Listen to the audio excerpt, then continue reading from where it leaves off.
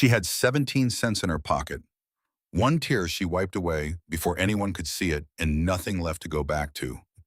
He had ridden 3 hours to send her home. He looked at the envelope in his hand. Then he looked at her, the dusty hem, the hat sitting slightly off-center, the green eyes doing the arithmetic of a situation with no good options, and arriving at the conclusion with a dignity that made him feel unexpectedly and uncomfortably like a man who is being smaller than he knows himself to be. He put the envelope back in his pocket. This is the story of what happened next. The Montana wind did not ask permission. It came down from the mountains the way trouble always comes, without warning and without apology, cutting through the high grass of the September plain like a blade drawn slow across leather. The cottonwood trees along the creek bed bent and straightened, like old men nodding off in church. The sky above was the kind of blue that makes a man feel small in a way that is not entirely unpleasant. Wide, honest, indifferent to the affairs of the people living beneath it. Caleb Whitmore had ridden through this country for 14 years. He knew every dip and rise of it, every place where the ground went soft after rain, every fence line he had built with his own hands. He had learned this land the way a man learns the face of someone he loves, slowly and completely, until he could navigate it in the dark without thinking. But today he was not paying attention to the land. Today he was rehearsing. He sat straight in the saddle, the brown leather vest buttoned over his blue work shirt, both worn to the particular softness that comes only from years of honest labor. His dark hair was pressed flat beneath his hat. His jaw was set. His gray eyes were fixed on some middle distance that had nothing to do with the horizon and everything to do with the words he kept arranging and rearranging in his mind like furniture that would not fit no matter how you turned it. Miss Fielding, that was the opening, clear and respectful. There has been a misunderstanding. He shifted in the saddle. The horse, a big roan named Garrison, flicked one ear back to listen. My sister acted without my knowledge or my consent. I have made arrangements for your return passage. There is a boarding house in Silver Creek that is clean and reasonably priced. The eastbound train comes through on Tuesday. He counted the words. 15 seconds, 20 at the most if he allowed for a polite pause in the middle, the kind of pause that says, I am not a cruel man, only a practical one. He had been practicing this speech for 3 hours. Since the moment he had saddled Garrison at first light, driven by a cold fury that had not diminished with distance, but had somewhere along the way begun to feel like something else. Not fury exactly, more like dread. The crumpled letter in his vest pocket was from his sister Dorothy, who everyone called Dot, and who had never in her 32 years on this earth met a situation she did not feel compelled to improve by inserting herself into it. The letter had arrived 4 days ago. He had read it 6 times each reading, producing the same result, a slow tightening in his chest, that he recognized as the feeling of a man who has lost control of something he thought was safely under lock and key. Dot had found a matrimonial agency in Boston. She had written to them without telling him. She had paid the deposit with her own money, which she could not afford, and she had described her brother in terms that bore only a passing resemblance to the man Caleb Whitmore had become over the last 3 years. He is kind, she had apparently written, and brave and good, and he is simply waiting for the right woman to remind him of those things. Caleb had read that particular sentence 4 times before folding the letter and pressing it flat against his knee with the palm of his hand, the way you press down on a wound.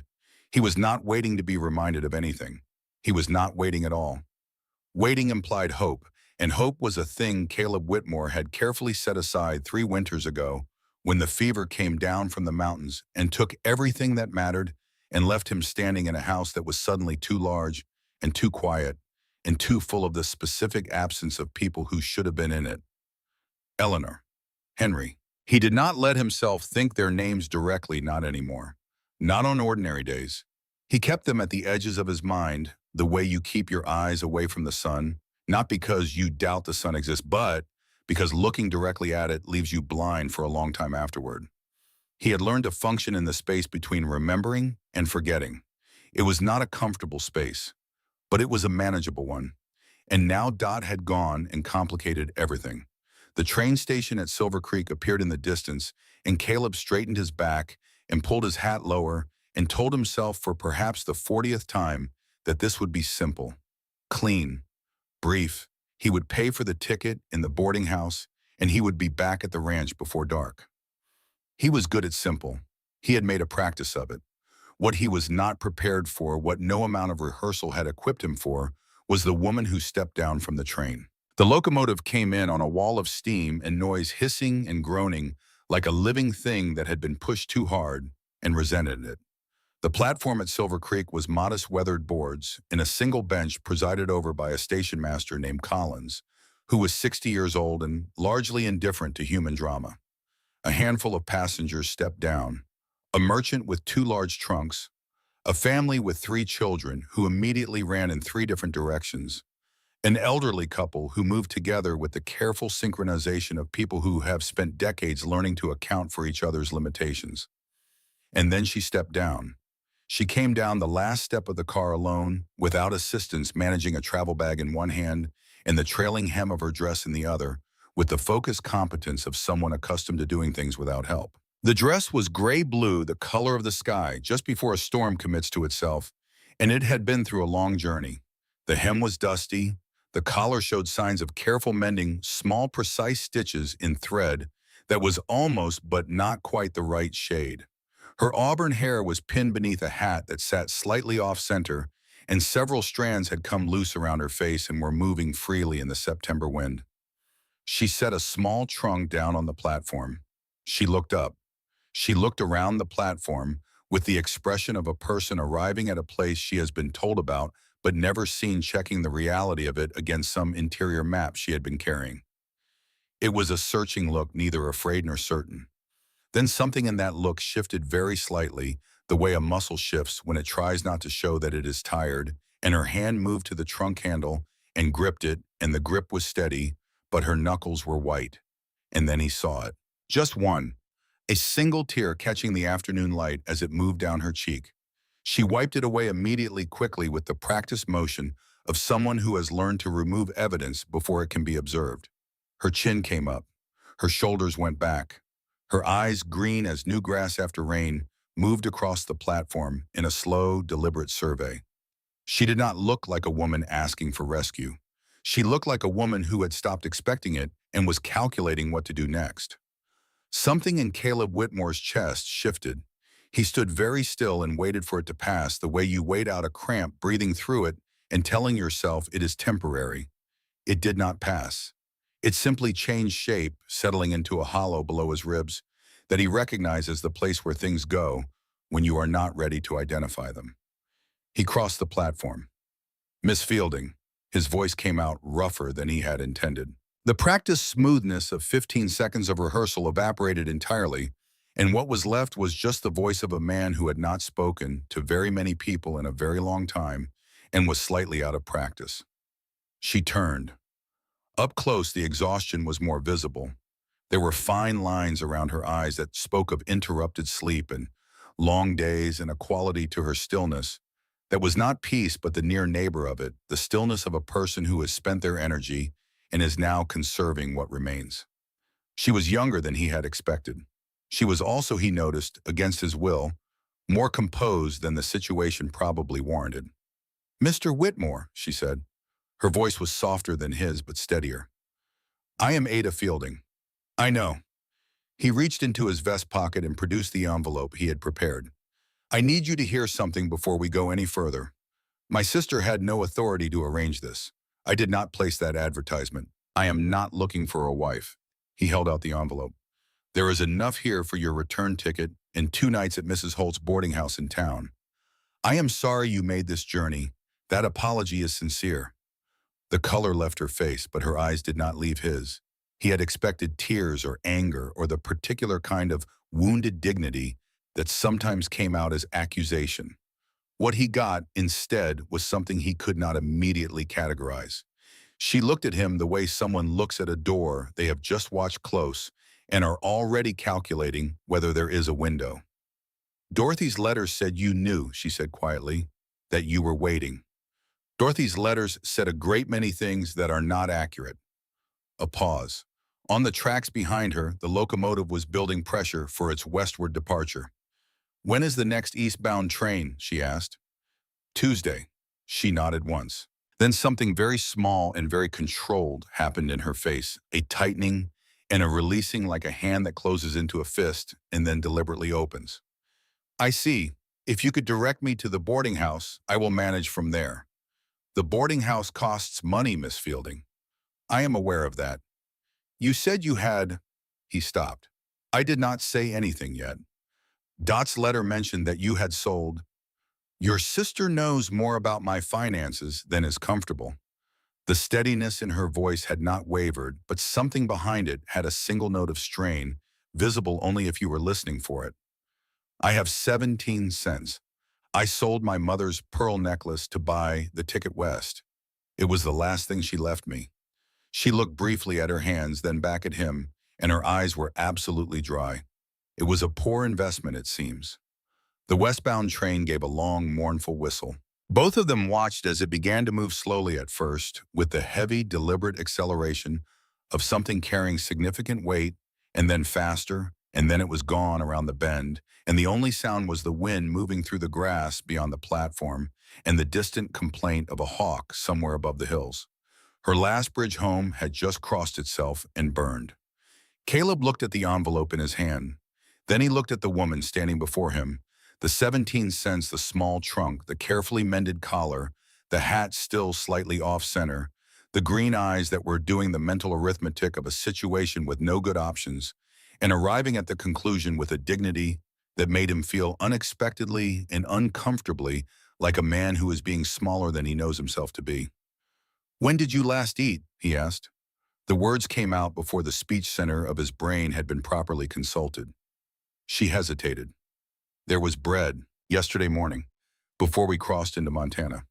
Yesterday morning. The dining car was expensive and I was conserving what I had. She said this without self-pity as a simple report of fact in the tone of a woman who has been conserving things for a very long time and does not expect the world to find this remarkable. Caleb put the envelope back in his pocket. He crossed to where she had left her trunk and picked it up with one hand, noting as he did how light it was.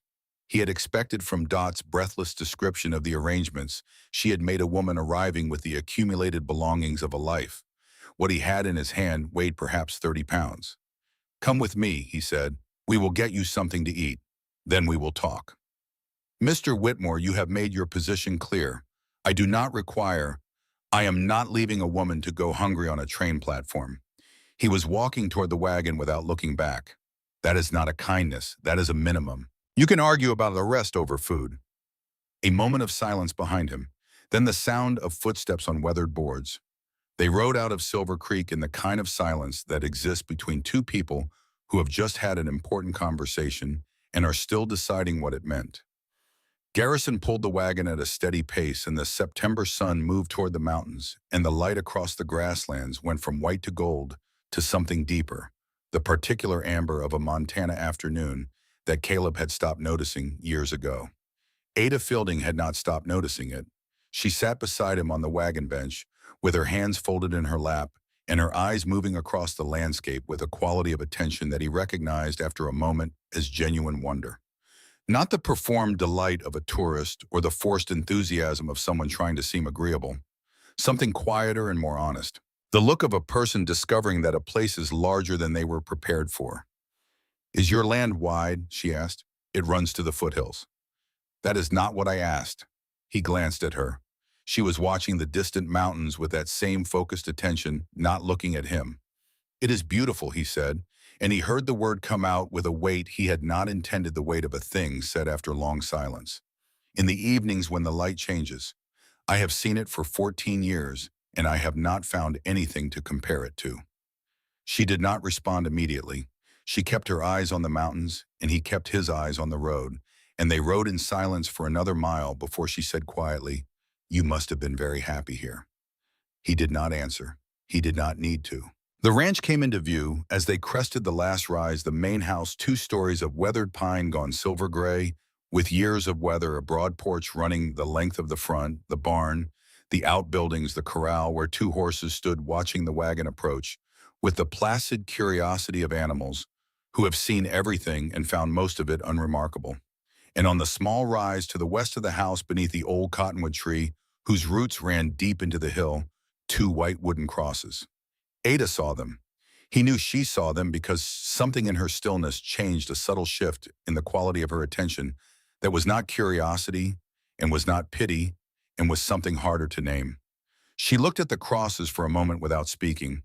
Then she looked away back to the house, and her face was composed and private in the way that a person's face becomes when they have recognized something they did not expect to find.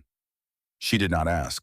Walt Briggs was at the corral when they pulled in a man of 50 with the compact, weathered build of someone who has spent his whole life doing physical work and has stopped being surprised by it.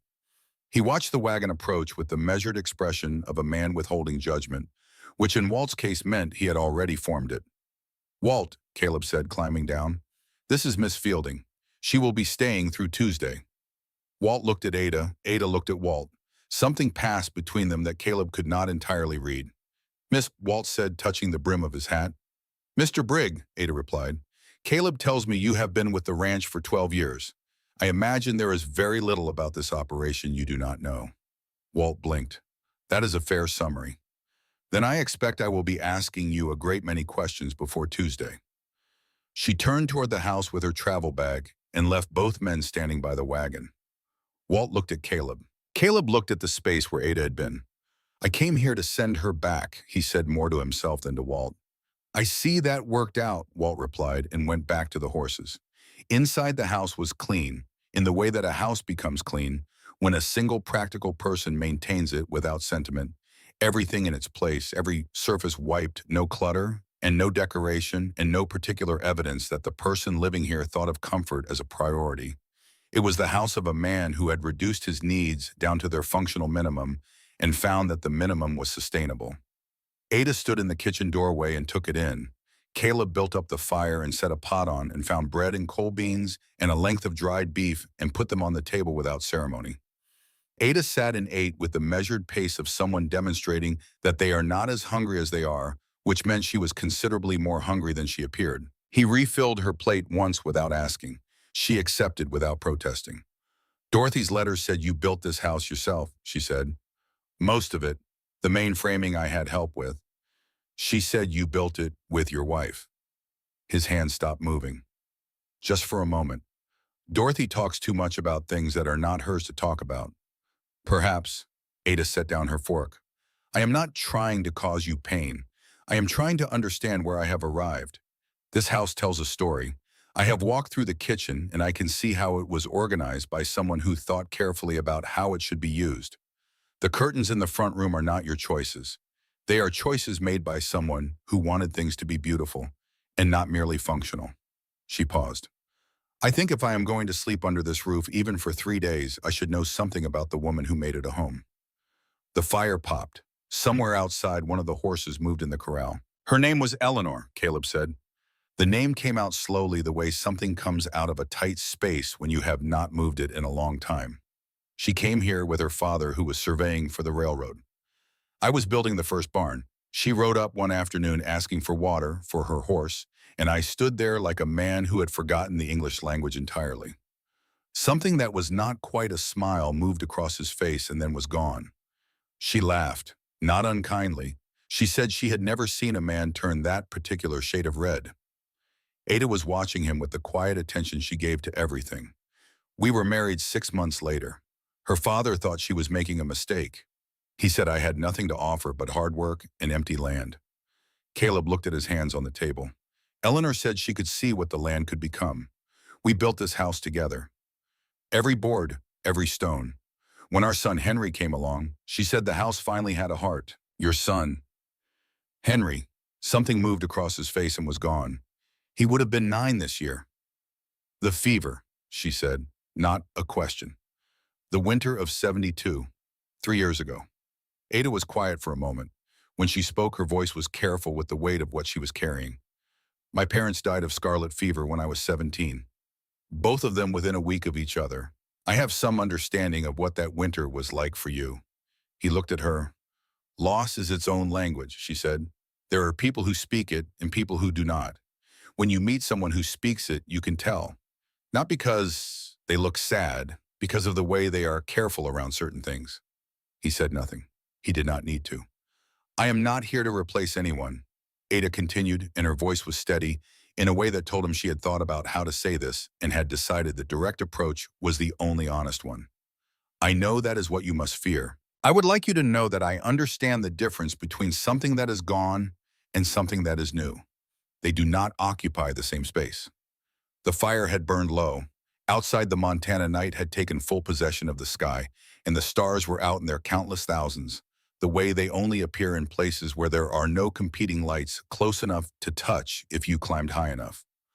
My mother had a saying, Ada said almost to herself. She told me that happiness is not measured by how long you hold it. It is measured by how deeply you feel it while it is yours. She paused. She and my father had 20 years together. She told me those 20 years were worth a lifetime of lesser love.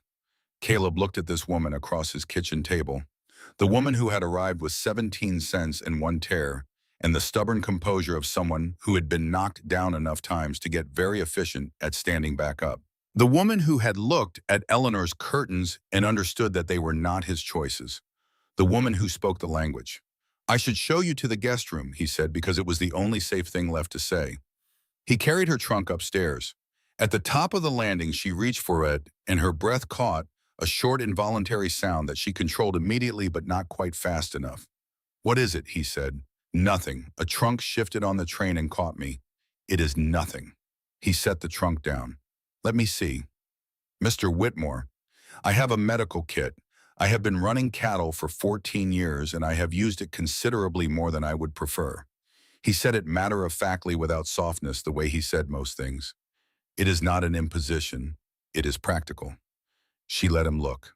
2 ribs bruised but not broken. He wrapped them with the clean linen he kept for the purpose, his calloused hands careful in the way that hands become careful when they have learned that carefulness is sometimes the only available form of kindness. Neither of them spoke much. When he was finished, she said thank you, and he said good night, and they went to their separate rooms. But he had been the one to do it, and that he thought afterward lying in the dark was the thing he had not expected. That it had felt so ordinary. That ordinary was what had undone him. He did not sleep. He lay in the room he had shared with Eleanor and stared at the ceiling he had cut and fitted and installed with his own hands and listened to the sounds of the house resettling in the cold. Somewhere above him, in the room at the top of the stairs, he could hear the occasional small sounds of another person moving around the creak of the floorboard near the window that always gave itself away, the quiet that followed. He thought about the speech he had not delivered. He thought about the envelope still in his vest pocket. He thought about the way she had looked at the 2 crosses on the hill without flinching and without looking away, the way you can only look at painful things if you have spent sufficient time with pain to understand that looking directly at it is less dangerous than pretending it isn't there. He thought about 17 cents and a pearl necklace that was gone. At some point in the small hours, he heard her footsteps on the stairs, quiet and careful, and then the creak of the front room floor below him. He lay still for 10 minutes, listening to the silence that followed, and then he rose and pulled on his clothes and went down. She was sitting in the chair nearest the cold fireplace, a shawl around her shoulders, her auburn hair down and loose around her face, looking out the front window at the darkness beyond. The gray-blue dress was exchanged for a white nightgown that had been washed so many times it had gone thin at the elbows. She looked younger like this. She also looked tired in a way that the composed daylight version of her had not permitted to show. The quiet is different here, she said without turning around. She had heard him on the stairs. In Boston, even the middle of the night has sounds. Horses, distant voices, the harbor. Here the quiet has a weight to it. It takes some getting used to. He sat in the chair across from her and looked at the dead fire. Most people from cities either hate it or they find they cannot go back. Which did Eleanor find? He looked at her. She came from a town of some size, Ada said. Her father was with the Railroad Survey. She would have known cities. She loved it, Caleb said. She said the quiet meant you could hear yourself think. She said in cities she had to talk to herself in a shout to be heard above everything else. The memory arrived without the usual edge which surprised him. She used to sit out on the porch in the evenings and just listen. She said it was the most honest sound she had ever heard. Ada turned from the window and looked at him, and in the faint light from the banked coals, her face was open in a way it had not been entirely open during the daylight hours. You loved her completely, she said. Not an accusation, a recognition. Yes. Then I am going to ask you something, and I want you to know that I am not asking it to cause pain only because I believe it matters. She kept her eyes on his. Do you think she would want you to live the way you have been living? Not the ranch, not the work, the other part. The part where no one comes in and no one leaves, and the house gets very clean and very quiet, and the man inside it slowly becomes part of the furniture. The fire gave a small sound as a coal shifted. Eleanor was not a woman who would want that, Ada said softly with the authority of someone speaking about a person they have read through the evidence left behind. The woman who chose those curtains and organized that kitchen and laughed at you for turning red was not a woman who would want the man she loved to turn himself into a caretaker for an empty house. You did not know her, he said, but his voice had lost its edge. No, but I know the house she made. And I know that people who love hard do not love small. She would have loved you enough to want you to keep going. The silence stretched between them, but it was not uncomfortable silence.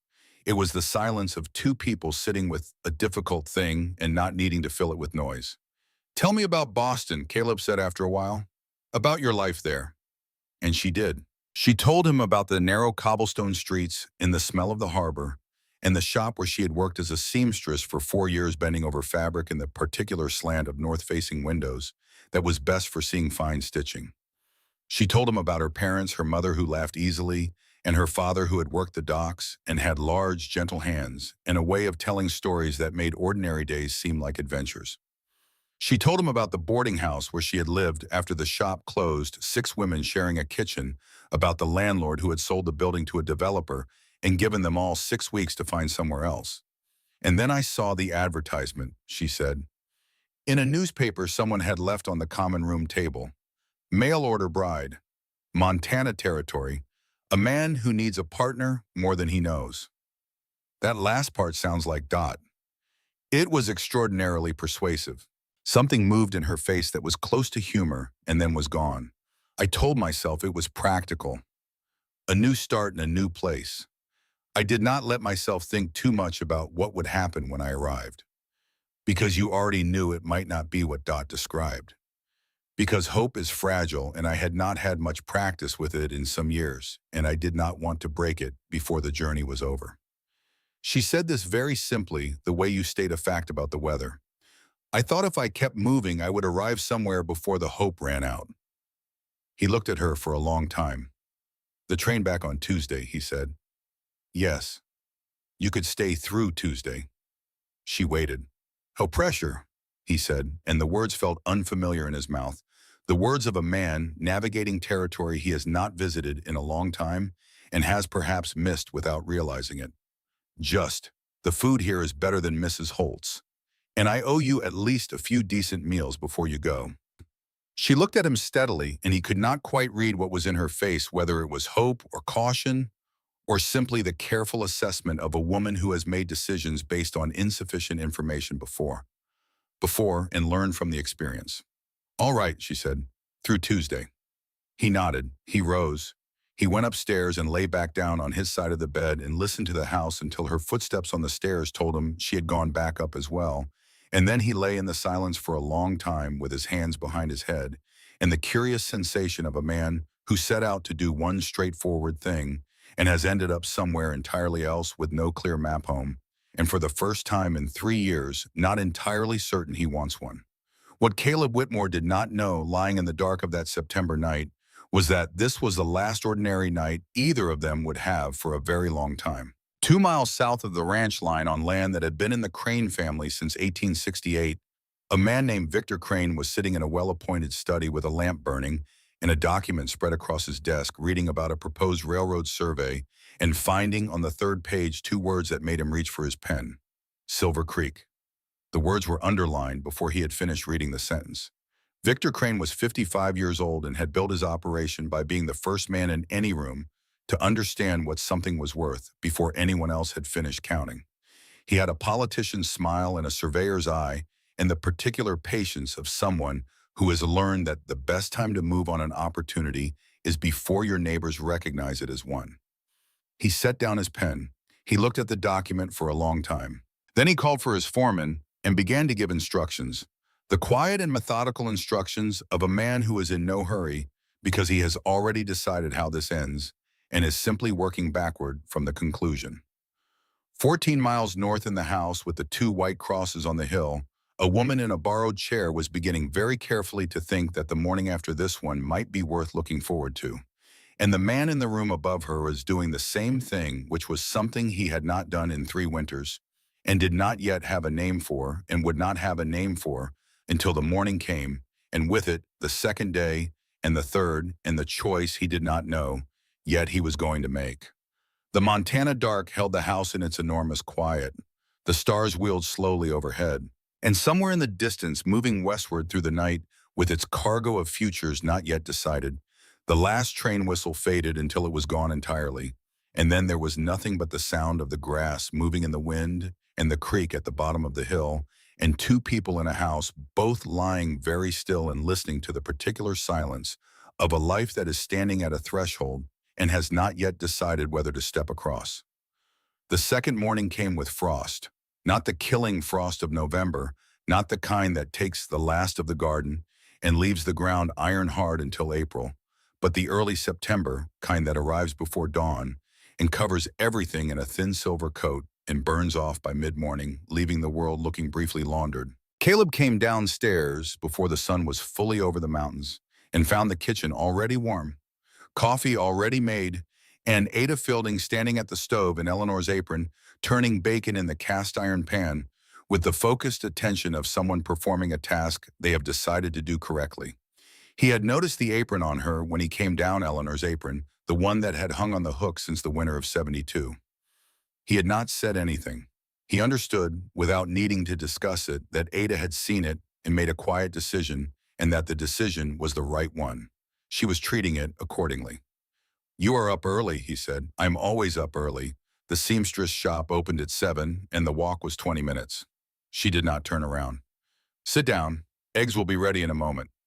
He sat down. It was strange sitting down at a table where someone else was cooking. Strange in a way that was not unpleasant. He had eaten alone for 3 years meals that were fuel and nothing more, and he had stopped tasting food the way you stop tasting something after you have eaten it every day for too long. Ada set the plate in front of him and poured 2 cups of coffee and sat across from him, and the simple symmetry of two people eating together in the morning light felt like something he had not realized he was missing, until its sudden reappearance made the missing retroactively visible. "I would like to see the rest of the ranch today," she said, "if that is acceptable." Why, she looked at him with the patience of someone who has encountered this question before and finds it only mildly exasperating. "Because I am here until Tuesday, and I do not like to be idle, and I think it would be useful to understand what I have been brought out here to participate in, even if my participation turns out to be temporary." She picked up her coffee. "Dorothy described a working cattle ranch. I have seen the house and the kitchen. I would like to see the rest." Walt was at the barn when they saddled up an hour later, and Caleb introduced Ada to the gray mare named Patience, who had been Eleanor's horse and was now the gentlest animal on the property. Ada approached Patience the way she seemed to approach most things directly, and without performance, offering her hand for the mare to smell, and then running a palm along the animal's neck, with a quiet competence that told Caleb she had spent time around horses before. Not a great deal of time, but enough. "You have ridden," he said. "My father worked near a stable when I was young. The owners were generous with the quieter horses." She fitted her foot in the stirrup and swung up with the careful economy of someone working around the bruised ribs, which were better but not gone. "I am not elegant about it, but I stay on." They rode out across the north pasture in the cool morning air, and Caleb found himself doing something he had not done in years, explaining. The ranch, the land, the way the creek ran underground for half a mile before surfacing again near the eastern fence line. The box canyon to the north where they sheltered the herd during blizzards. The high meadow that bloomed with wildflowers in June and drew deer and elk, and occasionally a mountain lion that had to be discouraged from the calves. Ada listened with the quality of attention she gave to everything thorough and unhurried, asking questions that were specific and practical, and occasionally revealed an intelligence that surprised him, not because he had doubted it, but because he had not yet calibrated how sharp it was. "How many head do you run?" she asked. "About 280, down from 320 last spring. I lost 38 to the lake cold. In the south pasture runs to where the fence line along Crane's Creek, which is not Crane's Creek by any legal definition, whatever Victor Crane chooses to call it. She looked at him sideways. Victor Crane? My neighbor to the south, large operation, ambitious man. He said it flatly as a fact without the edge that would have come into his voice a month ago. Ambitious in which direction? In the direction of everything he does not currently own. She was quiet for a moment, filing this away. Has he caused problems? He caused problems for the Dawson family 2 years ago. Ball spread water rights dispute. They sold and moved on. Caleb looked south across the grass. He has not pushed against me directly. Yet. The word yet sat in the air between them for a moment before the wind took it. They were checking the north fence line when the sky changed. It happened the way it always happened in Montana without transition. The blue going gray and then dark gray and then the smell of rain arriving like a messenger before the main event. Caleb looked up and gauged the distance of the clouds and said without urgency, "There is a line shack a quarter-mile east. We should move." They moved. They made it with perhaps 30 seconds to spare before the sky opened. The line shack was small, barely 12 feet square, with a plank floor and a cast-iron stove and a narrow cot and a shelf of basic supplies that Caleb restocked each spring. He got the stove lit while Ada wrung water from the hem of her gray-blue dress and surveyed the accommodations with the expression of a person taking a realistic inventory. "Well," she said, "it keeps the rain out." That is an optimistic description of the roof, but I take your point. The rain came down in sheets against the single small window, and the stove began to throw heat, and the shack contracted around them in the way small spaces do, in bad weather, pulling the two people inside toward the center, simply by virtue of there being nowhere else to stand. Caleb was aware of her nearness with an attention he had not directed at another person in 3 years. He was aware of it, and he did not trust it, and he kept his eyes on the stove. "Tell me about Eleanor's garden," Ada said. He looked at her. "I noticed the plot behind the house. It has not been planted in some time, but the layout is deliberate. Someone planned it carefully. She grew vegetables in the summer, herbs. She tried tomatoes once, but the season is too short here." He paused. "She planted roses along the south wall of the house. They did not survive the winter after she died." "Did you let them die?" He considered the question. It was the kind of question that had two answers. The true one and the comfortable one, and Ada Fielding did not seem like a woman who would accept the comfortable one. "I did not prevent it," he said. She nodded as if this confirmed something she had been thinking. "The curtains in the front room, those are also hers." "Yes. You have kept everything exactly as it was. The house runs efficiently. That is not why you kept it." He was quiet for a moment. The rain hammered the roof. The stove ticked as the metal expanded. "No," he said finally, "it is not." She did not press further. Outside, lightning whitened the window for a moment, and then the thunder rolled through and the rain intensified if such a thing were possible. "I have been thinking about the saddlebags," Ada said, and the shift in subject was so abrupt that he turned to look at her directly. "What about them? You told me you keep records of the herd count by pasture. Monthly, you said. And Walt keeps them. I review them. Could I look at them when we get back?" He studied her. "Why?" She looked at him with the straightforward patience of someone who has learned that the question why is usually just a slower version of the question yes. "Because I kept accounts for the seamstress shop for 2 years before it closed. Because I can read numbers, and I can see patterns in numbers. And because the way you describe the South pasture situation with Crane suggests to me that the most useful thing I could possibly do in the next 2 days is understand your records well enough to know if there is anything there that could be used against you." She held his gaze. "I am here until Tuesday. I might as well be useful." Caleb looked at her for a long moment. "Yes," he said, "you can look at them." The ride back through the clearing rain was quiet in a different way than the morning silence had been. That had been the quiet of two people still working out what they were to each other. This was something slightly more settled, the quiet of two people who have taken a step in the same direction without formally discussing it and are now finding their stride. That evening, while Caleb sat across the kitchen table and pretended to read a land survey report, Ada worked through 3 months of Walt's ledger entries with a sharpness and efficiency that made Walt, who came in after supper to get his pipe stop in the doorway, and watch with an expression of quiet reassessment. After he left, she looked up and said, "Your South pasture count from August is short." "How short?" 12 head against the July count. Walt's notes show no sales and no losses recorded. Caleb set down the report. "Show me." She turned the ledger and pointed.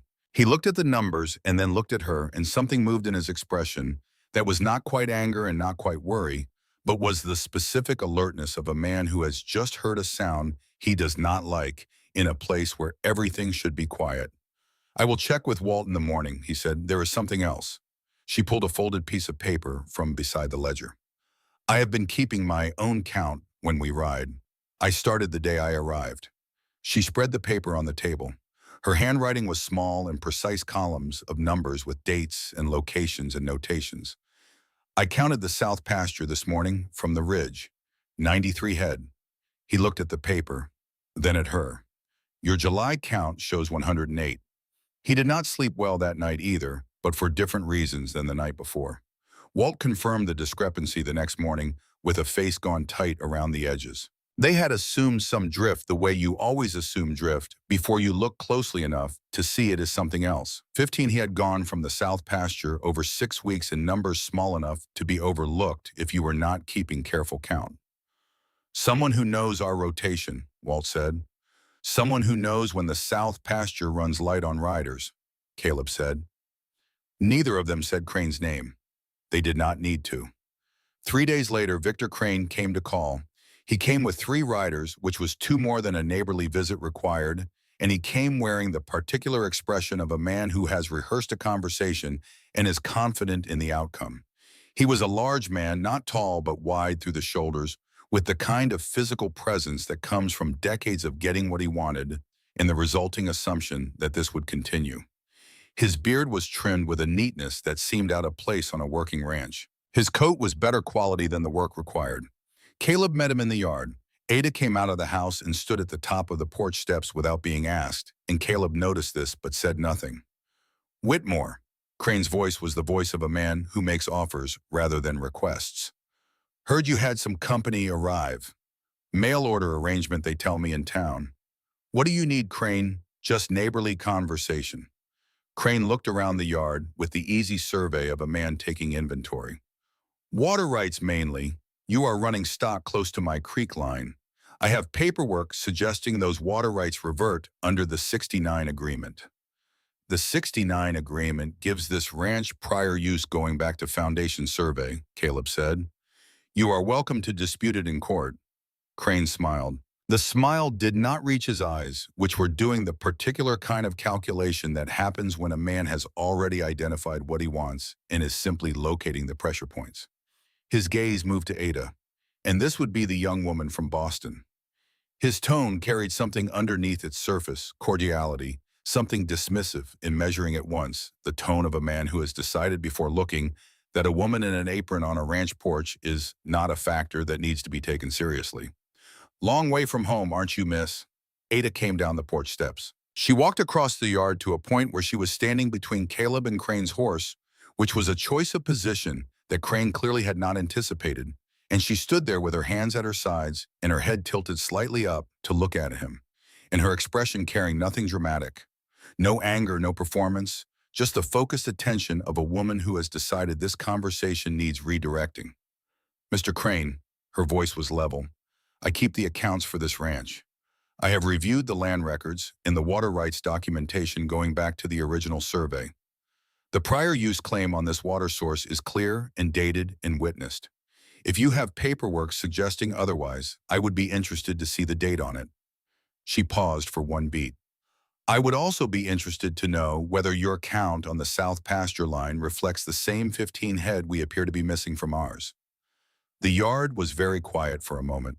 Crane's jaw tightened. His eyes moved to Caleb and back to Ada with the recalculating look of a man who went fishing for bass and found something else entirely on the hook. "Spirited," he said, and he made the word small and condescending in the way that men sometimes do when a woman has said something they cannot immediately counter. "Accurate," Ada replied. "Whitmore." Crane looked away from her with the deliberate casualness of a man reasserting where his attention is owed. Think about what you are doing here. A man in your position running a spread this size alone, bringing in a woman from the city. It complicates things. He let the word complicate carry weight it was not being asked to carry openly. I am still in a friendly mood. These conversations go differently once the friendly mood passes. Then I suggest, Caleb said, and his voice had gone to the particular quiet that men who have spent years working alone sometimes develop a quiet that has more weight in it than volume, that you take the friendly mood home with you and keep it there. Crane held his gaze for a moment longer than was comfortable. Then he turned his horse and rode out with his 3 men following, and the yard was quiet again with the particular quality of quiet that follows a conversation that has not ended but only been postponed. Walt appeared from the barn doorway. He looked at Ada, then at Caleb, then back at Ada with the expression of a man revising an estimate upward. "That went well," Walt said. "No, it didn't," Ada said, "but it needed to happen." She turned and went back to the house, and as she passed Caleb, she said quietly without stopping, "He is going to cut the south fence." Oh, she was right. They found it 3 nights later, 40 feet of fence down along the southern boundary clean cuts that had nothing to do with wear or weather. 11 more had gone.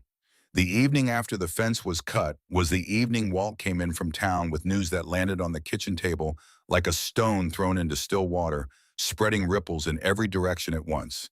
He pulled off his hat and turned it in his hands, which was something Walt did when he was carrying information he was not sure how to deliver.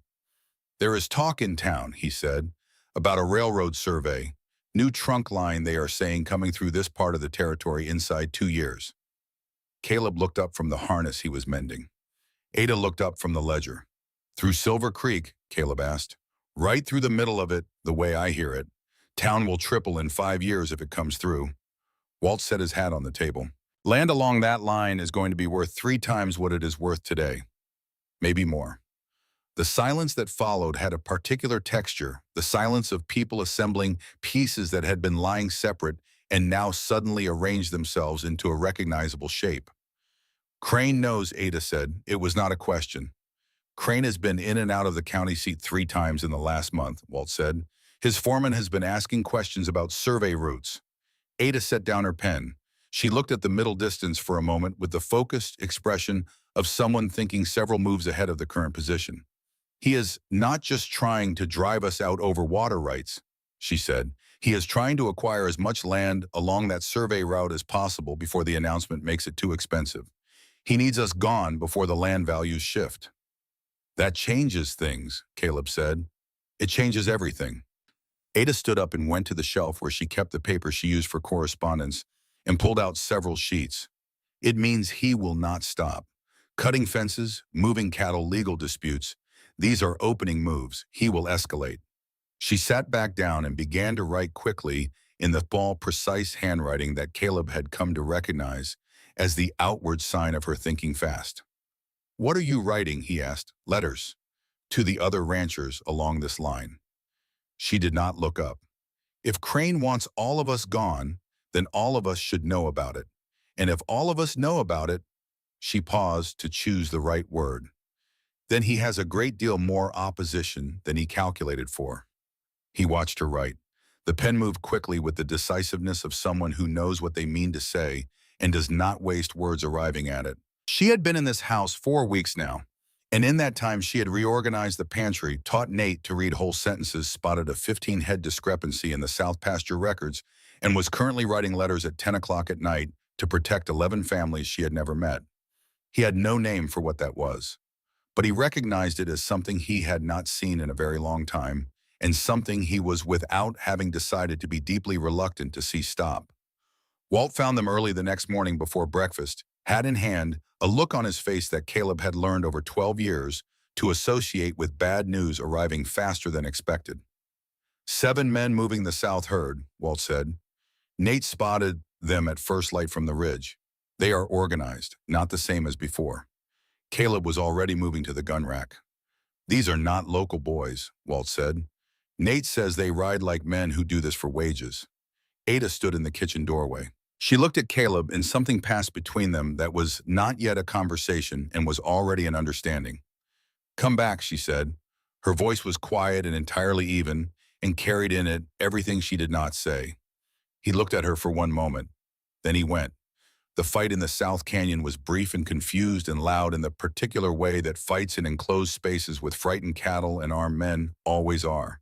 The hired hands Crane had brought in were professionals, organized and cold in their work, and they knew the ground better than they should have, which meant someone had walked it for them in advance.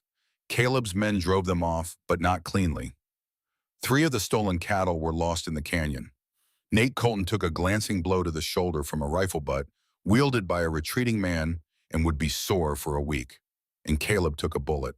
It was a grazing wound, the kind that sounds almost manageable when described in those terms, and is considerably less manageable when you are the one experiencing it, a long tear across the outside of his left forearm that bled through his sleeve and into the saddle leather on the long ride home, and hurt with the specific insistence of something that demands to be acknowledged.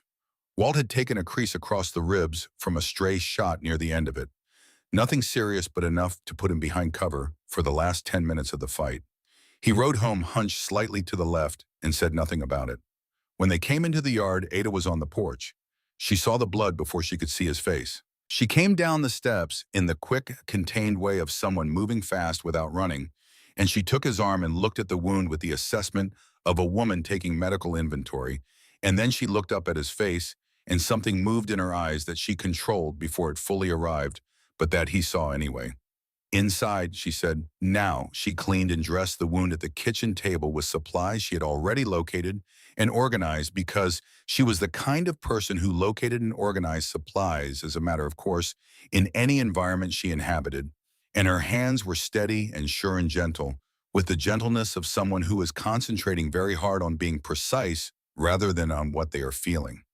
"You said you would be careful," she said, not looking up from what her hands were doing. "I was careful.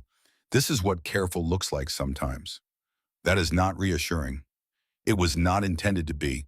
It was intended to be accurate. She tied off the bandage with 2 efficient knots and sat back and looked at him. And what was in her face now was the thing she had been controlling since she came down the porch steps, fully visible and entirely undisguised, the expression of a woman who has been told enough times that things are fine right before they are definitively not fine, and has developed a significant distrust of the reassurance. "I have already lost everyone who was important to me," she said. Her voice was low and steady in the way that things that are deeply true tend to be steady rather than dramatic. "I did not come to Montana planning to let that happen again. Ada, I know we are still finding what this is. I know Tuesday was not so long ago, and I know you are still—" She stopped. Started again. "What I am saying is that it matters to me what happens to you. That is not a comfortable thing to say. And I am saying it anyway because I find that the truth, uncomfortable as it is generally more useful than the alternative." He looked at her across the table, the lamplight between them and the night beyond the windows, and the wound in his arm that was beginning to throb with a steady, patient insistence. "I know," he said. She looked at him. "I know it matters to you," he said. "The same is true in the other direction." She was quiet for a moment. The lamp threw warm light across the table between them, and outside the wind moved through the grass, and the cottonwood on the hill made its small sound, the sound Caleb had been hearing for 14 years from this kitchen. "I should check Walt's wound," she said, because she was the kind of woman who, having said the true thing, moves immediately to the next practical matter, which is a kind of courage all its own. But before she stood up, she reached across the table and put her hand over his, the unbandaged one, briefly, and without ceremony, the way you confirm something that has been agreed upon without being formally discussed. He turned his hand and held hers for one moment. Then she stood and went to find Walt. He proposed marriage 11 days later. He had written to a pawnbroker in Boston 3 weeks earlier, through Dot, who knew the city and knew how to ask questions without explaining why she was asking them. The reply had come that morning, tucked inside a letter from Dot that he had not yet opened. The necklace was there. The buyer had kept it. The price to reclaim it was what Ada had sold it for, plus the handling, and Caleb had the money and had already written the draft. He sat with the letter for a long time before he folded it and put it in his vest pocket, next to the place where he had once carried an envelope with a return ticket inside it. Then he went in to find her. Not with the formal ceremony the occasion perhaps warranted. not with the words he had probably rehearsed if he were the kind of man who rehearsed, which he was not. He had been at the north fence since early morning, and he came in at noon, and Ada was at the kitchen table writing, and the gray cat Walt had named him Senator, for reasons Walt declined to explain, who had taken an unexplained liking to her in the first week, and had not wavered since, was sitting on the stool beside her, watching her pen move with the focused attention of a cat who has decided something is interesting. Caleb set his hat on the hook. He said, "I would like you to stay." Ada looked up. Not as a guest and not as a temporary arrangement, and not because the house needs someone to keep it. He said it the way he said most true things, directly and without decoration, because he had been around language long enough to know that decoration mostly serves to obscure. Because the last 11 days have been the first 11 days in 3 years, where this house has felt like a place someone lives rather than a place someone waits. He paused. And because I find that I have gotten very bad at wanting things, and I would rather be honest about wanting this than skilled at not wanting it. Ada looked at him for a long moment with the measuring, careful attention she gave to important decisions. "You are not just asking me to stay," she said. "No, you are asking me to marry you." "Yes." She set down her pen. She looked at the cat. She looked at her hands on the table. She looked at him. "I told myself on the train," she said, "that I was being practical, that what I needed was a practical solution to a practical problem, a place, a purpose, stability." She paused. "I told myself this very firmly for the entire journey, and I almost believed it." She met his eyes. "I should tell you that I have not been practical about this since approximately the first morning, since the bacon and the coffee and the way you refilled my plate without asking." Something happened in his face that had not happened there in 3 years. "Tuesday," he said. "Tuesday was a long time ago," she said. He reached into his vest pocket and set a folded letter on the table between them. She looked at it, then at him. "Your mother's necklace is in Boston," he said. "I have arranged to have it sent. It should arrive in 3 weeks." He said it the way he said most things, directly and without ceremony. "You should not have had to sell it. That is not a debt you owed anyone." Ada looked at the letter for a moment without speaking. When she looked up, her eyes were doing something they did not often do. "Caleb," she said, just his name. But the way she said it answered every question he had not yet asked. They were married this following week in the small wooden church in Silver Creek, with Walt as witness and Nate Colton crying in the third pew with the uncomplicated emotional openness of a 22-year-old who has not yet learned to be embarrassed by it. Ada wore the gray-blue dress that had carried her all the way from Boston, freshly washed and pressed, because it was the dress she had arrived in, and it seemed right to be married in it.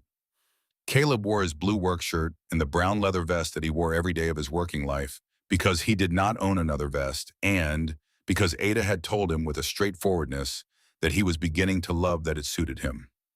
The minister read the traditional words.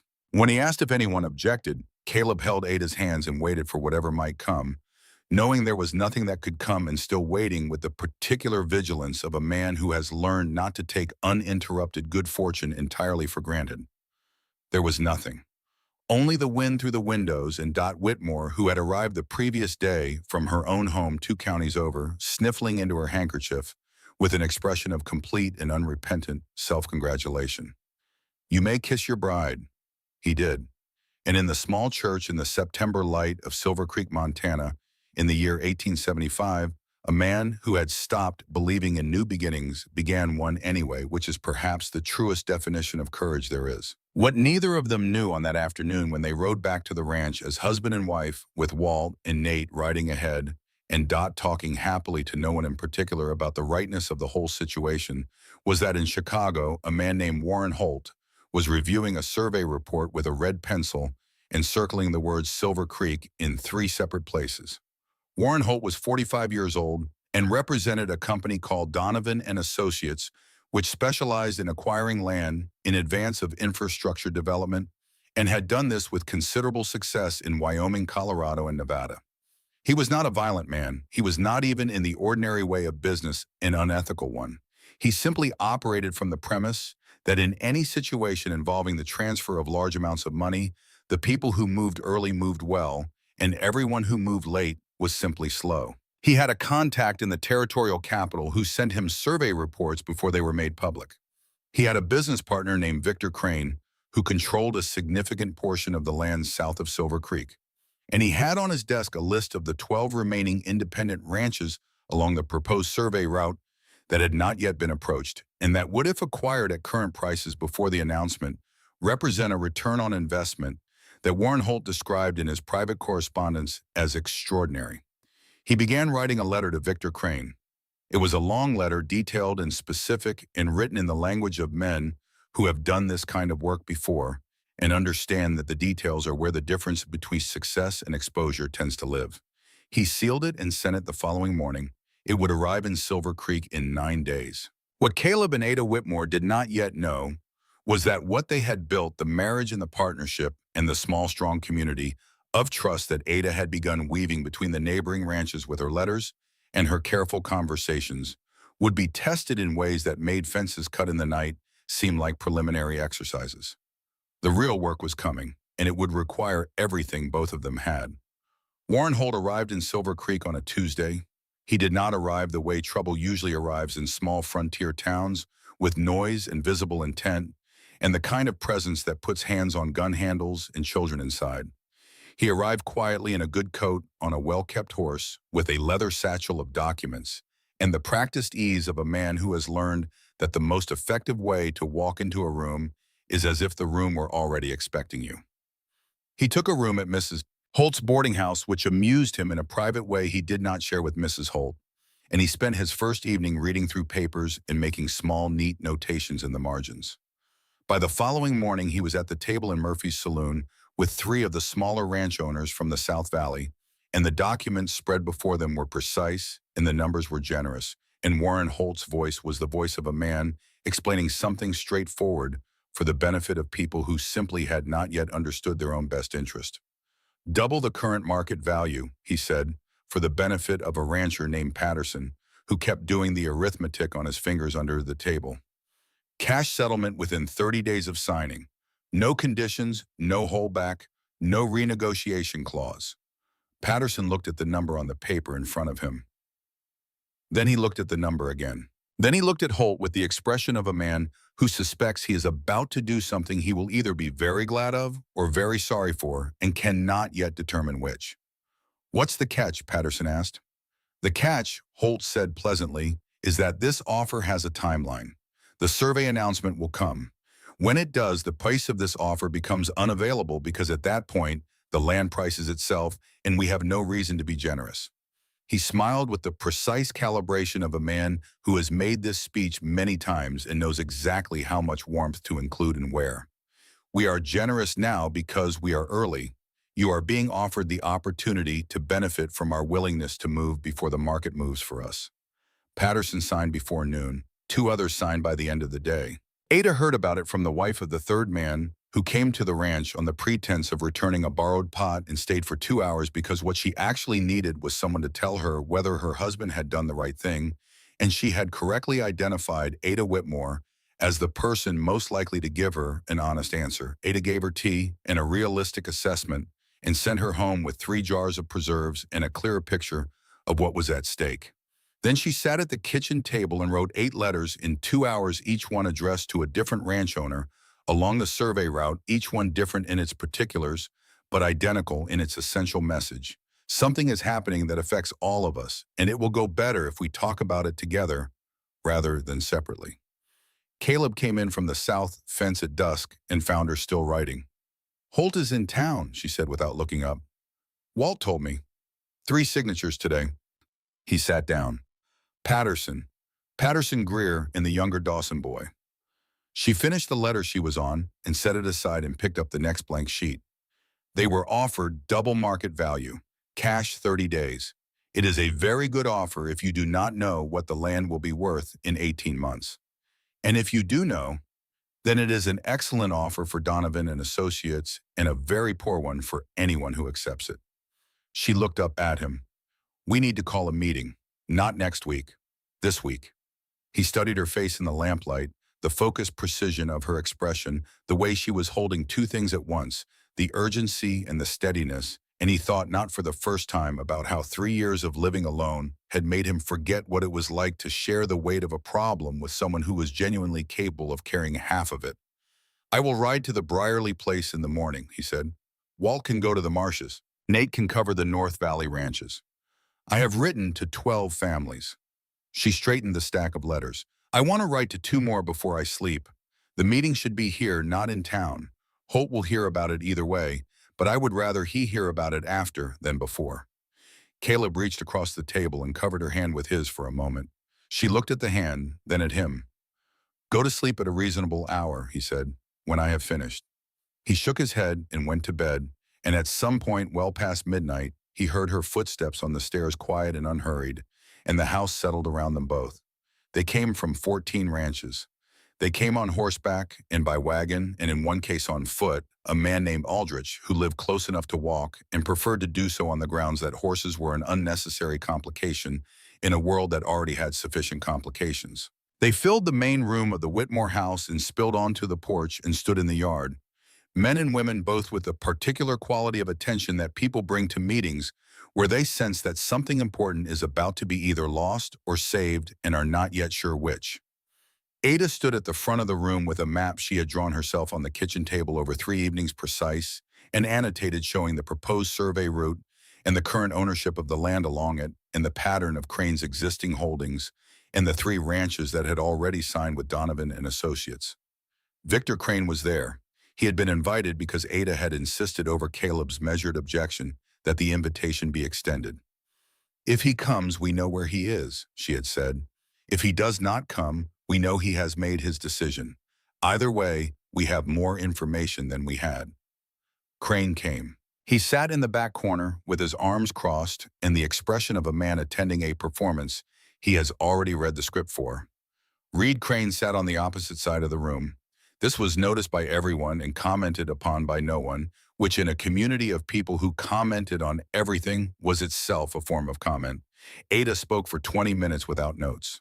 She described what she knew about the survey route and what she had been able to determine about Donovan and Associates' acquisition pattern in Wyoming and Colorado. She explained the mathematics of land value before and after a railroad announcement in terms that were concrete and specific and left very little room for optimistic reinterpretation. She described what cooperation between the ranches along this route could accomplish both in terms of economic stability and in terms of presenting a consolidated front to buyers who relied on isolated sellers. She did not raise her voice. She did not appeal to emotion. She simply laid out the situation with the clarity of someone who has thought carefully about how to present a complex thing to people who need to understand it quickly and act on it correctly. When she finished, an old rancher named Aldrich, who had walked from his spread and whose opinion carried the particular weight of someone who had been in this valley for 30 years and survived things that were supposed to finish him, raised his hand. "I have been ranching this ground since before some of you were born," he said. "I have seen railroad men and land agents and speculators come through here with their good coats and their good numbers, and I have seen what happens to the ones who take the deal and the ones who do not." He paused. "I have never seen a woman lay it out this plain before. I think we should listen to her." Crane unfolded his arms.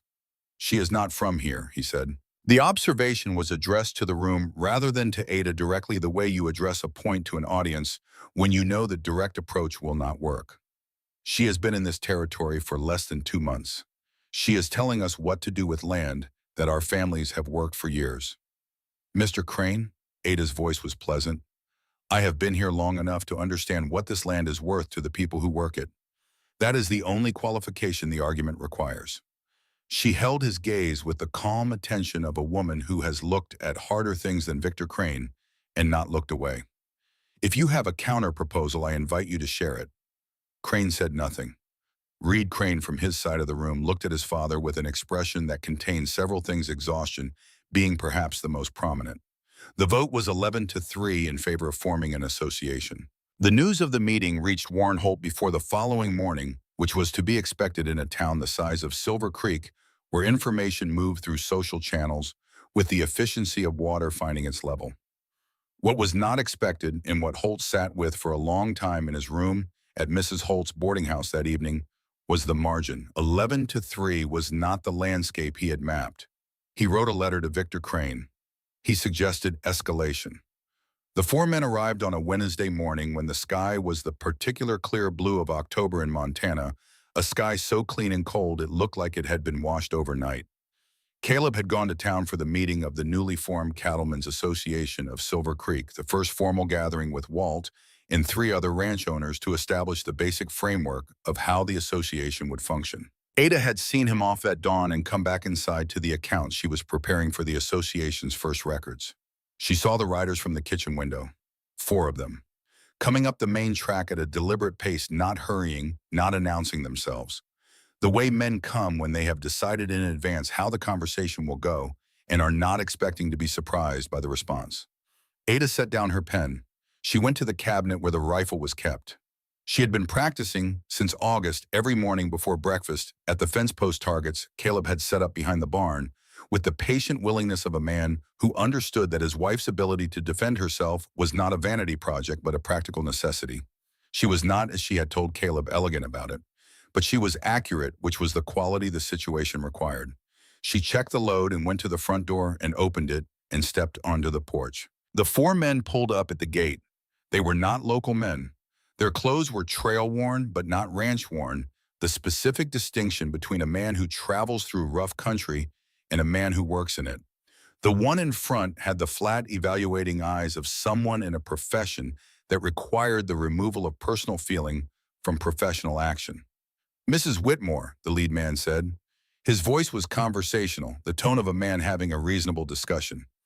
"We represent a business interest that has some concern about the meeting that took place here recently. We are here to have a conversation." "You are welcome to have a conversation," Ada said. "From there." The man looked at the rifle, then at her, then at the rifle again with the expression of someone performing a rapid recalculation. "There is no need for that. I am comfortable with it here. You are alone. I am not alone." She said it with complete evenness without looking away from the four men at her gate. Nate, from the barn roof where he had positioned himself 20 minutes earlier, after Ada had come to the barn door, and said quietly and without drama that she needed him on the roof with his rifle. Before the men at the far end of the track reached the gate, Nate Colton stood up with his Winchester at a port arms that communicated without requiring interpretation that he was prepared to use it. From the east, the sound of hoofbeats. Two riders from the neighboring Briarly spread, who had been helping Walt mend fence on the shared boundary, and whom Ada had dispatched with a note through the youngest Briarly boy an hour ago, came around the corner of the barn and stopped. The lead man looked at Nate on the roof, then at the two riders. Then at Ada on the porch with the rifle that she was holding, with the specific quality of stillness that distinguishes a person who is performing readiness from one who actually possesses it. He settled his hat. "We will carry your regards to our employer," he said. "Please do," Ada said, "and please tell him that this ranch has 11 neighbors who will hear about this visit before nightfall. This valley has been here a long time. His employer has been here 3 weeks. The arithmetic of that situation should be clear." They rode out. Ada stood on the porch until they were gone from sight around the bend. Then she went back inside and set the rifle against the wall and sat down at the kitchen table and put both hands flat on the surface in front of her and breathed. Her hands were shaking. She sat with that for a moment, letting it be what it was, the body's honest account of what had just happened, without apology and without pretending it was something else. Then she picked up her pen and went back to the accounts because the accounts still needed to be done, and a woman who stops doing the necessary work every time something frightening happens will not get very much work done. She was at the 3rd page when she heard the wagon in the yard. Caleb came through the door and stopped. He read the room the way he read weather from small signs, the rifle against the wall, the stillness of the house, something in Ada's posture that was composed, but was composed over something that had required composing. "Tell me," he said. She told him. He was quiet for a long time after she finished, in the particular quality of quiet that is not the absence of feeling, but its very concentrated presence. Then he crossed the kitchen and pulled her to him and held her with the careful, fierce steadiness of a man who has spent 3 years understanding what it is to lose someone, and is feeling in this moment the full specific terror of that understanding applied to the present. She pressed her face against his shoulder and let him hold her and felt the shaking in her hands finally stop. "You sent for Nate," he said against her hair. "I sent for Nate before they arrived. I had an hour." He held her a moment longer. Then he stepped back and looked at her face, the face of a woman who had stood alone on a porch with 4 armed men at the gate and had not moved back a single step. "You are the most capable person I have ever known," he said. "I was frightened," she said. "I know. That is what I mean." The meeting of the Cattlemen's Association 2 days later was the largest gathering Silver Creek had seen since the fire of 1873. 17 ranches represented ranch wives included the room at Murphy's Saloon borrowed for the occasion and still not quite large enough. Warren Holt was not present, but his absence was felt the way a storm is felt by the pressure drop that precedes it. Victor Crane was present, and Reed Crane was present, sitting where he had sat at the meeting at the Whitmore Ranch on the side of the room that was not his father's side. The formal business of the association had been completed, and the room was moving toward adjournment when Reed stood up. He was 24 years old, and he had his father's physical breadth and none of his father's ease in a room, which in this moment was not a disadvantage. He stood with the particular discomfort of a man who has made a decision that is going to cost him something and has decided that the cost is worth paying and is now standing on the far edge of having said so out loud. "I have something to say," Reed said, "to all of you. Not to my father specifically, though he is welcome to hear it." The room went quiet. Victor Crane in his corner went very still. "I led the riders who cut the south fence on the Whitmore place in September," Reed said. "Both times. I moved cattle from their south pasture on 3 occasions over 6 weeks. I did this on the instruction of my father, whose purpose was to create the appearance of a ranch in difficulty and drive down the price of acquisition." He looked at his hands for a moment, then back up at the room. "I am telling you this because I am finished doing things I am ashamed of in the morning, and because I think you have a right to know what has been done to you and by whom." The silence that followed was the kind of silence that happens when a room of people will process the same information simultaneously and arrive at different responses that have not yet sorted themselves into expression. Victor Crane stood up. For a moment, father and son looked at each other across the room, and what passed between them was not the drama of confrontation, but something older and quieter and considerably sadder. Two people who had arrived at the place where a road forks and are standing at the fork and have understood, without needing to say it, that they are going separate ways. Crane picked up his hat. He walked to the door. He did not look at Ada. He did not look at Caleb. He looked at Reed for one long moment that contained, if you were watching closely, something that was not quite an apology and was not quite a farewell, but was in the vicinity of both. Then he walked out and the door closed behind him, and the room let out a collective breath. Warren Holt left Silver Creek 3 days later. The letter he sent to Donovan and Associates from the territorial capital described the situation as presenting unfavorable acquisition conditions and recommended redirecting resources to properties in the Northern District where the social organization was less developed. He was a practical man. He knew when a position was untenable. The winter came in November, the way winter comes to Montana, without ceremony and without apology, overnight and absolute, and the world went white and stayed white, and the work of keeping 300 head of cattle alive in that whiteness became the full-consuming purpose of every day, from first light to last. Ada learned cattle work the way she learned everything, by doing it, by making mistakes in the first week that she cataloged and did not repeat, by asking questions of Walt and Nate with the directness that had become her established mode of operation, and that both men had learned to answer with equal directness, because the alternative was a waste of everyone's time. She also discovered in November that she was pregnant. She told Caleb on an evening when the snow was falling in the thick, soft way that muffles all sound and makes the world outside the window look like something remembered rather than something current. She had been carrying the knowledge for 2 weeks while she determined how certain she was and considered how to say it. She simply said it, directly across the kitchen table, meeting his eyes. He did not respond immediately. He stood up and walked to the window and stood with his back to her, looking out at the falling snow, and she sat and watched the set of his shoulders and understood exactly what was happening in him without needing him to describe it. Eleanor, the children she had lost before Henry, then Henry himself, then Eleanor. The specific horror of that winter which had taken everything, which had done what no drought or cold or failed season had done, which had hollowed him out in a way that 3 years of hard work had filled only partially, leaving a space that was functional, but was still in its deeper dimensions a scar. She waited. She did not fill the silence. After a long time, he turned around. His face had the look of a man who has been through something private and has come out the other side of it still standing, which is not the same as unaffected, but is considerably more durable. If I lost you, he said, and the sentence did not finish, because it did not need to. You are not going to lose me. She said it with the steadiness of a woman who cannot make it factually certain and is making it emotionally certain instead, which is the only kind of certainty that is actually available to people who love each other in a world that does not offer guarantees. You cannot promise that.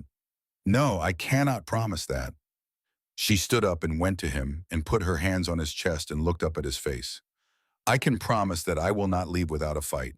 I can promise that the same stubbornness that stood on that porch with 4 armed men at the gate will be applied with equal or greater determination to everything that comes next. She held his gaze.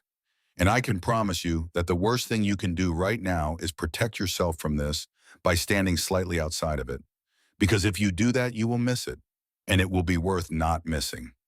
He looked at her for a long time. Then he put his arms around her and held her with the gentleness of someone holding something that has become without his entirely meaning to allow it the most important thing in his world. I love you, he said. He had said it before. It was different each time, weighted differently, carrying different freight depending on what had preceded it. This time it carried the weight of a man who has stood at the window long enough to understand that the alternative to loving something that can be lost is simply not loving anything, and has decided finally and without reservation that this is no way to live. I know, she said against his shoulder. I love you too. Outside, the snow came down in the particular silence of Montana winter, and the cottonwood on the hill stood bare and patient above the 2 white crosses, and the house held them both in its warm and ordinary light. The child came in March. He came at night, as these things often do with a storm for company, the wind driving snow against the windows, and the house shaking in gusts that rattled the panes in their frames. Dot had arrived 2 days earlier from her home 2 counties over, with the matter-of-fact timing of a woman who has been paying attention and knows when she is needed. The doctor came from town, summoned by Nate, who had ridden through the worst of the storm without being asked because the occasion seemed to call for it. Caleb did not go into the room. He sat in the hallway outside the door in the straight-back chair that had been there since Eleanor put it there, because she said every house should have a chair in the hallway for the times when people need to sit down without going to the trouble of choosing a room, and he sat in that chair through the hours of the storm and listened to what was happening on the other side of the door. He sat with his hands on his knees and his eyes on the floor, and he was in the most honest account of what was occurring inside him, more afraid than he had been in his life, more afraid than the night in the South Canyon when the gunfire was coming from 3 directions, and Walt was down behind a rock and the outcome was genuinely uncertain. More afraid than any physical danger he had navigated in 34 years of living in hard country, because physical danger has a specific and external shape, and you can orient yourself against it, and what was happening behind this door had no shape he could orient against, and was more important than anything he had a name for. He thought of Eleanor. He thought of Henry. He thought of Ada, who had stood on a porch with a rifle and 4 armed men, and had not moved back, and he held that image and tried to transfer its quality of steadiness to himself, and found that the transfer was incomplete. Dot came out at some point and put her hand on his shoulder without saying anything, which was the most useful thing anyone could have done. Then the sound came. It came through the door and through the noise of the storm, and through the 3 years of silence that had preceded it, and the 6 months of careful, earned, improbable happiness that had grown up in that silence like something deciding on its own terms and without permission to grow. A child's cry, strong, insistent, entirely alive. The doctor opened the door. He was an old man who had delivered many children in difficult circumstances and had developed the professional equanimity of someone for whom miraculous things have become routine, but even he was smiling. A boy, Mr. Whitmore, he said, healthy, loud, all the correct number of everything. Caleb stood up from the chair. He went into the room. Ada was propped against the pillows with the specific exhaustion of someone who has done the hardest work available to a human being and knows it, her auburn hair, loose and dark with sweat, her face the color of something that has been through an ordeal and is still demonstrably itself. In her arms was a bundle wrapped in the white flannel that Dot had prepared, and from the bundle came the sounds of a person who has very recently arrived in a new environment and has decided that the appropriate response is vigorous complaint. She looked at Caleb. She looked at him with the eyes that had been green as spring grass on the platform at Silver Creek 6 months ago, and were still exactly that, unchanged by everything that had happened and everything that was still to come. "Come meet your son," she said. He crossed the room and sat on the edge of the bed, and she shifted the bundle, and he looked down at a face that was red and new, and already possessed of an opinion about things, the face of a person who had arrived with intentions. He put out his finger. The small hand found it and gripped it with a strength that was entirely disproportionate to its size. And Caleb Whitmore, who had not cried in 3 years, found that the 3 years had been collecting something that now required release. And he let it go without fighting it, sitting on the edge of the bed with his wife and his son, while the storm moved east and the room was quiet. "What shall we call him?" Ada asked. He had thought about this. He had been thinking about it since November, in the spaces between other thoughts, turning it over, looking at it from different angles. "Henry," he said. "Henry William Whitmore." He looked at her. "Henry for the boy I lost. William for your father. You told me he was William." Ada's face did the thing that faces do when something unexpected is exactly right. "Both their mothers," she said softly, which was the way she had of acknowledging the things that could not be said directly but needed to be recognized. "Both their mothers," he agreed. Dot was in the doorway with her handkerchief already in use. Outside, the storm was settling into the quieter persistence of a system that has made its point and is now simply following through. Outside, the wind moved through the bare cottonwood branches on the hill, and the house was quiet in a way it had not been quiet before, full, rather than empty, held rather than abandoned. He listened to it. He let it mean what it meant, which was not the same thing it had meant before and was not less than what it had meant before, but was larger, the way a thing becomes larger when it is joined by something new, rather than replaced by it. That night, when Ada and Henry William were both asleep, and the storm had moved fully east, and the sky had cleared to the particular sharp brilliance of a Montana night after snow, Caleb went up the hill.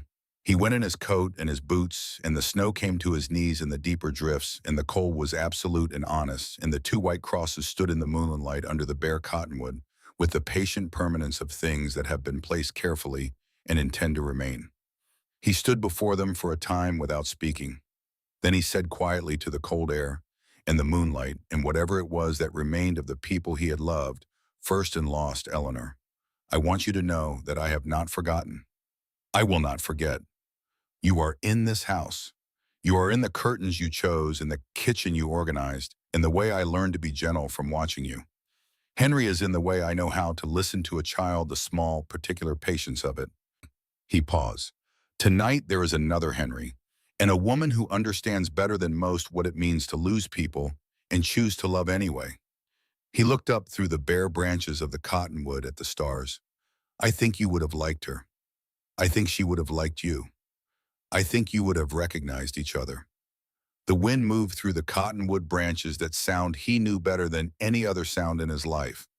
"I am not replacing you," he said. "I am not filling the space you left. The space you left is yours. I am building in the space next to it." He put his hand briefly on the smaller cross. "Your boy's name lives in a new boy now. It will be said in this house every day. I will make sure he knows where it comes from." He stood for a while longer. The stars were very close in the cold, clear air, the way they get in places where there are no competing lights, thousands of them, the particular generosity of a sky that does not withhold. Then he turned and walked back down the hill toward the house, where the lamplight in the kitchen window threw a warm rectangle across the snow, where a woman and a child were sleeping, where Walt Briggs and Nate Colton would arrive in the morning, with their various opinions about the name Henry William and the color of the baby's hair, and whether this meant Nate would be required to take on more fence mending to compensate for the changed domestic situation, where the accounts for the Cattlemen's Association were stacked neatly on the kitchen table, where the tack he had promised to repair was hanging by the door, where the ordinary, irreplaceable business of a life was waiting to be resumed. In the morning, Dot found him at the kitchen table before anyone else was awake. She sat down across from him with 2 cups of coffee, which meant she had something to say, and had decided the coffee was a reasonable opening move. "Do you want to apologize?" he asked. "Not particularly," she said. "I want you to admit I was right." He drank his coffee. "You were right," he said finally, "in the most aggravating way possible." Dot's expression shifted into something that was not quite a smile and was considerably warmer. "Eleanor told me," she said, "before she died. She said, Dot, if anyone can pull Caleb back from himself, it will have to be someone more stubborn than he is. She said to look for that quality specifically." Caleb looked at his cup. "Ada is more stubborn than you," Dot said. "I know. That is why I chose her." She picked up her coffee. "You are welcome." He looked at his sister, this woman who had spent her own money on a deposit she could not afford, and written letters full of optimistic misrepresentations, and driven herself 2 counties in a wagon to be here for a birth in a storm, and felt something loosen in his chest that had been tight since the winter of '72. "Thank you," he said. Dot. She nodded once with the dignity of a woman who has been right about something important and is choosing not to make more of it than necessary. Then she went to check on Ada and the baby, and Caleb sat in the kitchen in the early light and listened to the house waking up around him.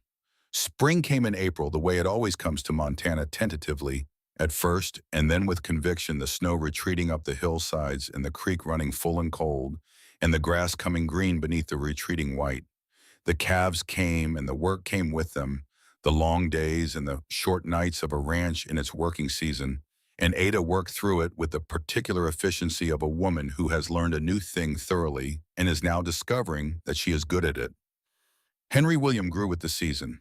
At 2 months old, he was already a person of distinct opinions, primarily regarding the timing and duration of meals, and the question of whether the crib or a human arm was the appropriate sleeping surface. He had Caleb's dark hair and Ada's green eyes, and both parents watched this combination with a slightly stunned quality of people who cannot quite believe that this specific thing exists and belongs to them. The Cattlemen's Association held its second meeting in April and its third in June. By summer, it had 19 member ranches, a formal charter drafted by Reed Crane, who had discovered in the months since his public statement that the law was an area of interest he wished to pursue, and was in correspondence with a school in the territorial capital and a collective cattle agreement with the Army post 20 miles north that stabilized the income of every member ranch against the price fluctuations that had always been the particular vulnerability of small independent operations. Victor Crane did not attend the meetings. He lived in his large house on his large spread and managed his cattle, and said very little to anyone, and the community's relationship with him had settled into something that was not warmth and was not hostility, but was a kind of watchful, uneasy distance. Reed visited him monthly and came away from these visits without much to report, except that his father was older than he had seemed and quieter than he had been, and that the house that had been built for a family now held one man and echoed accordingly. This was, Ada said when Caleb told her, its own kind of justice. Not dramatic, not satisfying exactly, but honest. On an afternoon in the August of that year, the summer full and golden and the mountains clear against a sky of impossible blue, Caleb stood on the front porch of his house with Henry William on his hip and watched Ada in the garden she had planted in the spring, the garden that had replaced the dead rose bed along the south wall, and that was now producing tomatoes and beans and 3 varieties of herbs, and in a corner that Ada had designated as impractical but necessary, a row of sunflowers that were currently the tallest things between the porch and the fence. She was talking to Henry William from across the garden, a running narration of what she was doing and why, the kind of conversation that parents have with very young children. Not because the child understands, but because the habit of explanation started early becomes a kind of relationship before the understanding arrives to formalize it. Henry William, for his part, was watching the sunflowers with the concentrated fascination of a person who has recently discovered that the world contains things that are very large and very yellow, and has not yet fully processed the implications. Walt came around the corner of the barn, stopped when he saw Caleb on the porch, and came to stand at the foot of the steps. Nate wants to know if you are going to the association meeting Thursday or if he has to go by himself, Walt said. I will go. He also wants to know if Mrs. Whitmore will come because last time she corrected his reading of the grain price figures in front of everyone, and he found this educational. She will come. Walt looked at Ada in the garden and at Henry William on Caleb's hip and at the sunflowers and at the two white crosses on the hill above, visible from the porch in the clear afternoon light, standing as they had always stood, patient and permanent and part of the landscape. You look different. Walt said, not as a compliment or an observation, but as something closer to an accounting. The statement of a man who keeps track of things and notes when they change. Caleb looked at him. 3 years ago, you looked like a man who had decided to finish out the days, Walt said. Not in any dramatic way, just quietly, like a fire that has stopped taking new wood. He turned his hat in his hands once and put it back on. You look like a man who has taken new wood. Caleb looked out across the yard at the garden and the woman in it and the child who had discovered that sunflowers are interesting and was reaching toward the nearest one with the absolute certainty of a person who has decided they would like to touch something and sees no reason why this should not be immediately arranged. She came here with 17 cents, Caleb said, and a torn hem and a hat that didn't sit straight and one tear that she wiped away before anyone was supposed to see it. I know, I was at the stable when you came back from the station. I went there to send her home. I know that too. Caleb was quiet for a moment. I was wrong about what I needed, he said. Not the way a man says it when he is pleased with himself for admitting it, but the way a man says it when he has arrived at the truth of something after a long and circuitous route and is simply reporting the finding. I thought what I needed was to be left alone with what I had lost. It turned out what I needed was to be found by someone who understood losing and had decided to live forward anyway. Walt was quiet for a moment. Then he said, I will tell Nate you will both be at the meeting Thursday, and went back to the barn. In the garden, Ada had lifted Henry William over the fence and was holding his hand while he took unsteady, determined steps along the path between the bean rows, his face a study in the concentration required by forward locomotion, when you have only recently discovered that forward locomotion is possible. Caleb watched them. He thought about the speech he had rehearsed on the ride to Silver Creek, the 15 seconds of clean and careful dismissal, the envelope with the return ticket, the plan that was so simple and so entirely beside the point of what was going to happen. He thought about a gray-blue dress and one tear wiped away quickly and green eyes that looked at him without asking for rescue, and 17 cents held with the dignity of everything. He thought about what it had taken for both of them to arrive at this afternoon, this garden, this child taking uncertain steps between the bean rows, this ordinary and irreplaceable hour. The mountains stood in the distance, the way they had stood since before anyone in this valley had arrived to build anything or break anything or love anyone or lose anyone, indifferent and magnificent and unchanged. The grass moved in the wind. Somewhere above the hill, a hawk turned slow circles in the August air. Caleb stepped down from the porch and walked across the yard and opened the garden gate and went in, and Ada looked up at him with the green eyes that had been looking at him for 6 months now, with an expression that he had learned to read and that he hoped never to stop reading. And she put Henry Williams' hand in Caleb's and said with the slight smile that was her particular version of happiness, a happiness that had come through enough to know what it cost and valued itself accordingly. He is trying to get to the sunflowers. He has good taste, Caleb said. He took his son's hand. He stood in the garden his wife had planted in the ground. His hands had worked for 14 years. And the afternoon held them there, in the full particular light of an August in Montana that neither of them had planned for, and both of them had earned with the mountains above and the grass below and the two white crosses on the hill that were not an ending, but a part of the story, as all true losses are as permanent and as survivable as the land itself.